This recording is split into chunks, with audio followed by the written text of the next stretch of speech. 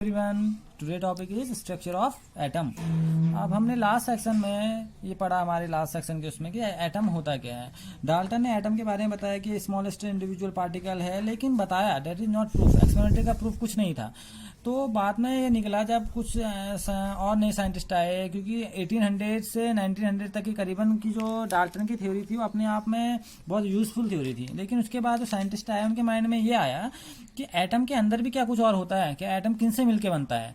तो ये बात क्या उसके अंदर कुछ है, उसके स्ट्रक्चर को इन्वेस्टिगेट करने की बात उनके मन में आई। तो उन्होंने ये देखा कि क्या एटम के अंदर कुछ और पार्टिकल भी पाए जाते हैं जिनसे एटम बनता है। तो जब उन्होंने उसके बारे में उसको इन्वेस्टिगेट करना स्टार्ट किया उस एटम को, तो उन्होंने ये देखा कि इसमें इससे एटम से भी छोटा कुछ और होता है, जिसे उसने बोला सब एटॉमिक पार्टिकल।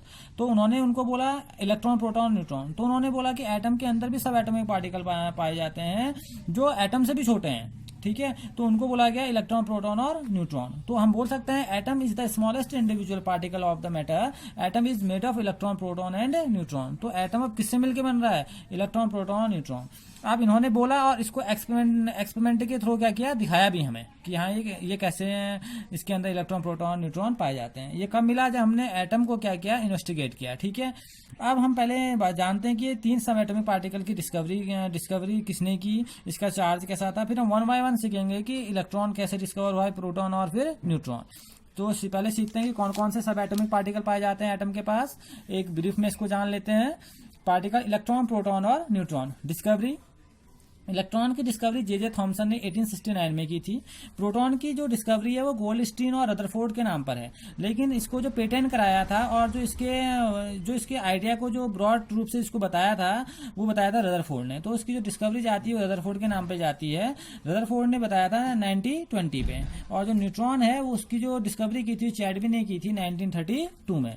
और जो चार्ज होता है, नेचर ऑफ चार्ज, इलेक्ट्रॉन का जो नेचर होता है चार्ज का वो निगेटिव का होता है, इसका नेगेटिव -1 होता है। और जो प्रोटॉन के पास जो नेचर होता है वो पॉजिटिव का होता है +1। और जो आपके पास न्यूट्रॉन का होता है उस पर कोई चार्ज नहीं होता, that means neutral, that means 0। Amount of charge, अब चार्ज का अमाउंट कितना होगा इन कुलाम्स। तो जो इलेक्ट्रॉन है उस पर जो चार्ज रहता होता है 1.6 × 10⁻19 कुलाम। प्रोटॉन पर भी ठीक इतना ही 1.6 × 10⁻19 कुलाम। And neutron 0। और मास यहाँ पर को 2 वैल्यू में दिया गया है, किलोग्राम और यूनिफाइड मास में। अगर किलोग्राम में देखेंगे तो इलेक्ट्रॉन का जो मास है वो है 9.1 × 10⁻31 किलोग्राम। प्रोटॉन का 1.6 × 10⁻27 kilogram, that means 1.6 × 10⁻27 kilogram. And neutron का 1.6 × 10⁻27 किलोग्राम। ये है किलोग्राम में। यूनिफाइड मास में आजकल जो वैल्यू चलती हैं उसके हिसाब से जो इलेक्ट्रॉन का मास होता है यूनिफाइड मास वो 0, प्रोटॉन का 1 और न्यूट्रॉन का भी क्या होता है 1 होता है, ठीक है ना। ये हमने जाना कि हमारे पास जो एटम के अंदर हमारे पास क्या है, इलेक्ट्रॉन, प्रोटॉन, न्यूट्रॉन है। उनका नेचर कैसा है, उनका चार्ज कैसा है, उनका मास क्या है, ठीक है ना, और किसने उनकी डिस्कवरी की थी। अब 1 बाय 1 हम ये सीखते हैं कि ये इनकी डिस्कवरी कैसे हुई, ठीक है। तो फर्स्टली हम सीखते हैं इलेक्ट्रॉन की डिस्कवरी के बारे में। देखिए, electron were discover using cathode ray discharge tube experiment. Electron को कैथोड रे डिस्चार्ज ट्यूब के एक्सपेरिमेंट के थ्रू निकाला गया था। देखिए, फराडे ने, सबसे पहले एक साइंटिस्ट का नाम आता है फराडे ने इलेक्ट्रिक डिस्चार्ज ट्यूब पर काम किया था, ठीक है ना। उन्होंने काफी काम इस पर किया था, लेकिन वही बात आती है कि काफी जो ये डिस्कवरी होती है काफी साइंटिस्टों के मिलके बनती हैं। तो हुआ क्या, उन्होंने डिस्चार्ज ट्यूब के बारे में बताया, लेकिन उससे आगे का जो प्रोसीजर था वो जे थॉमसन ने उस चीज को क्या किया था, ड्राइव किया था कि भाई इसमें इलेक्ट्रॉन क्या होगा, इसका नेचर कैसा होगा, इस पर चार्ज कैसा होगा, इसका मास रेशियो क्या होगा, उसके बारे में उन्होंने बताया था। तो उन्होंने क्या लिया, कैथोड रे डिस्चार्ज ट्यूब ली। अब वो है क्या एक्सपेरिमेंट, इसको समझते हैं। कैथोड रे डिस्चार्ज ट्यूब, देखिए एक बार, a cathode ray discharge tube made of glass. जो कैथोड रे ग्लास ट्यूब थी वो ग्लास की बनी हुई थी, ठीक है ना। इस टेकन विद 2 इलेक्ट्रोड, उसके अंदर 2 इलेक्ट्रोड लिए गए थे, एक था कैथोड एक था एनोड, ठीक है ना, यानी कि एक नेगेटिव और एक positive. At very low pressure and voltage, current starts flowing through a stream of particles moving in the tube from cathode to anode. उन्होंने क्या किया, उस ग्लास, जो आपने ग्लास बना रखा था, कैथोड डिस्चार्ज ट्यूब बनाई थी जो ग्लास की बनी हुई थी, ठीक है ना, इसमें और उसके ऊपर जो वैक्यूम पंप लगाए गए थे, तो उन्होंने ऐसा जो एक प्रोसीजर यहाँ पर को बना के रखा। उन्होंने क्या किया, उसके अंदर जो प्रेशर रखा, लो प्रेशर रखा, क्योंकि उनके अंदर जो गैसें प्रेजेंट की वो लो प्रेशर में थी।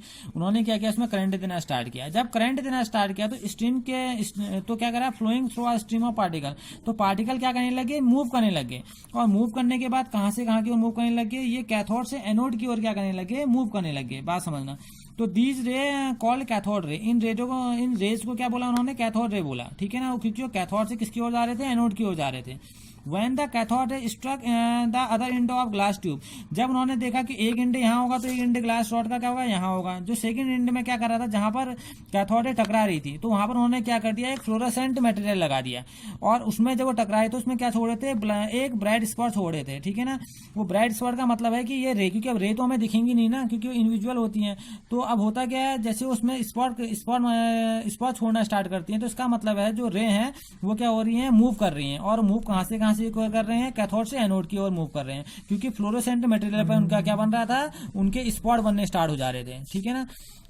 अब हम समझेंगे कि ये जो एक्सपेरिमेंट था इसके रिजल्ट्स क्या निकले, इसके बाद इससे क्या पता चला हमें। ओके, तो रिजल्ट्स की ओर हम आते हैं। रिजल्ट्स में क्या देखा, cathode ray consist of negatively charge electron. तो उन्होंने ये देखा जो कैथोड रे है वो नेगेटिवली चार्ज इलेक्ट्रॉन से मिलकर बनी रहती है, क्योंकि आप देख रहे हैं कैथोड रे कहां से स्टार्ट हो रही है, कैथोड टू एनोड स्टार्ट हो रही है, ठीक है ना। आप क्या थी उसका नेचर की बात में बात कर रहे हैं, क्योंकि आप कहां से आ रही है, कैथोड से एनोड की ओर हो जा रही है, ठीक है ना। तो इसका मतलब जो कैथोड रे कंसिस्ट है वो किससे, नेगेटिव चार्ज से मिलकर बनती है, जिन्हें क्या बोला गया, इलेक्ट्रॉन बोला गया, ठीक है ना। तो हम क्या कह सकते हैं, हम ये कह सकते हैं जो कैथोड रे है वो हम बोल सकते हैं cathode ray consist of negative charge particle से कॉल्ड इलेक्ट्रॉन। जो कैथोड रे नेगेटिव चार्ज पार्टिकल से मिलती है जिन्हें क्या बोला जाता है, इलेक्ट्रॉन बोला जाता है। फर्स्ट तो निकला result. Second, cathode ray themselves are not visible.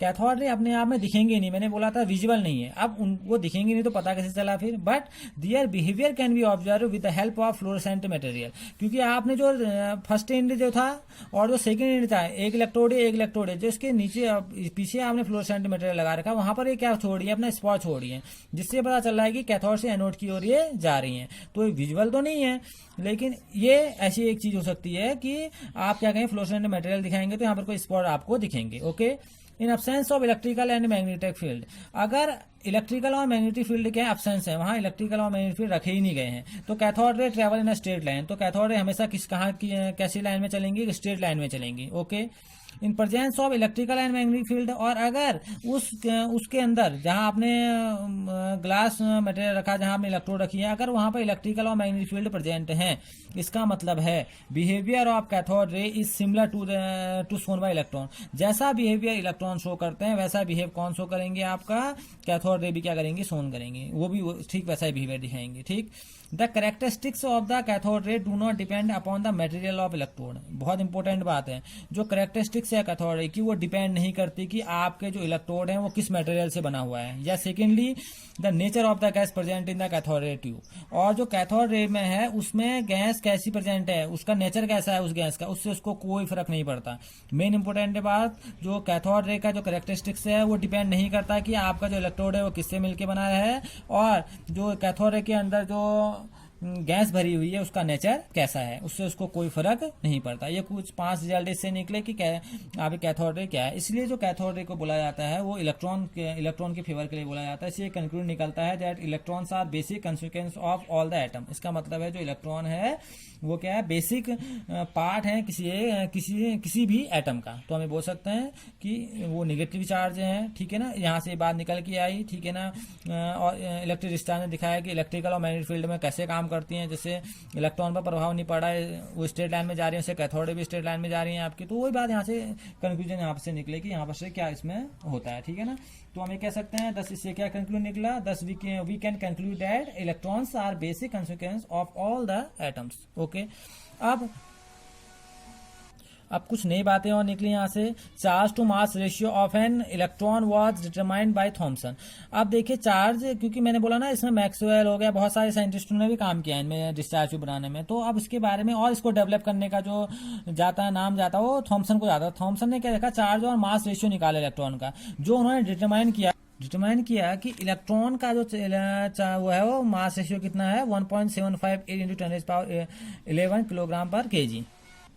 तो हम कह सकते हैं जो E/me की वैल्यू है यहाँ पर को, यानी कि चार्ज टू मास रेशियो है उसकी वैल्यू कितनी निकल के आई, वो आई आपकी 1.758 इंटू 10⁻11 किलोग्राम कुलाम पर केजी, ठीक है ना। तो अब दूसरी चीज, इलेक्ट्रॉन को शुरुआत में नेगेट्रॉन बोला जाता था। क्यों? क्योंकि इसका जो बिहेवियर था कैसा था, निगेटिव था, क्योंकि इसका निगेटिव चार्ज बिहेवियर। निगेट्रॉन बोलने की वजह क्या थी, क्योंकि इसका इसमें जो चार्ज था वो कैसा था, निगेटिव था, इसका बिहेवियर निगेटिव पार्टिकल से मिलकर बनता था, इसके वजह से इसको क्या बोला गया था, निगेट्रॉन बोला गया था। तो सेकंड जो एक और पॉइंट है इसमें वो है charge on an electron was determined by R A Millikan by using oil drop experiment. और जो चार्ज को डिस्कवर किया था, इसके डिटरमाइन किया था, वो किसने किया था, मल्किन ने किया था ऑयल ड्रॉप एक्सपेरिमेंट से, ठीक है ना। द वैल्यू, और वहां से जो उन्होंने एक्सपेरिमेंट के थ्रू जो वैल्यू निकाली थी वो वैल्यू आई थी 1.6 × 10⁻⁹ कूलाम।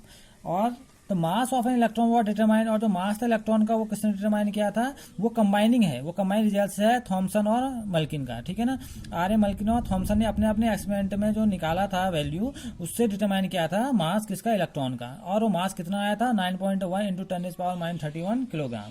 ये आप बोल सकते हो जो इसका मास है, हम बोल सकते हैं एमई की जो वैल्यू आई वाई E/E ये ऐसे किया गया था। ये आपने इसमें मल्किन का भी एक्सपेरिमेंट लेना है और ऑयल ड्रॉप एक्सपेरिमेंट लेना है और थॉमसन का भी एक्सपेरिमेंट लेना है। इन दोनों का रेशियो के थ्रू आपका क्या निकला था, मास रेशियो निकला था।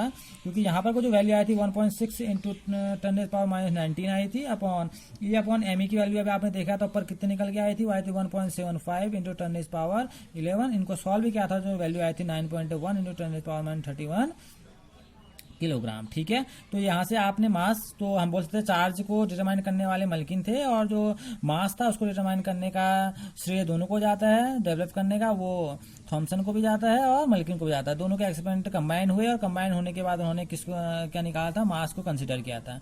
तो आज हमने क्या जाना, हमने इलेक्ट्रॉन की डिस्कवरी के बारे में जाना कि इलेक्ट्रॉन कैथोड रे पार्टिकल से मिलकर बनती हैं, जिनमें निगेटिव चार्ज होता है, क्योंकि वो निगेटिव की तरह बिहेव करते हैं। क्योंकि निगेटिव की तरह बिहेव कैसे कर रही हैं, क्योंकि निगेटिव है ना, निगेटिव क्या होता है, वो पॉजिटिव की ओर अट्रैक्ट होता है। तो आपने क्या करा है, कैथोड लिया आपने, निगेटिव है, एनोड क्या आपका पॉजिटिव है, तो होगा क्या, जो वो अब वो जहां से निकल रही है किसकी ओर जा रही है, पॉजिटिव की ओर जा रही है, यानी कि अट्रैक्ट हो रही है उनसे। इसका मतलब है उसमें खुद में कैसा चार्ज है, निगेटिव चार्ज है, ठीक है ना।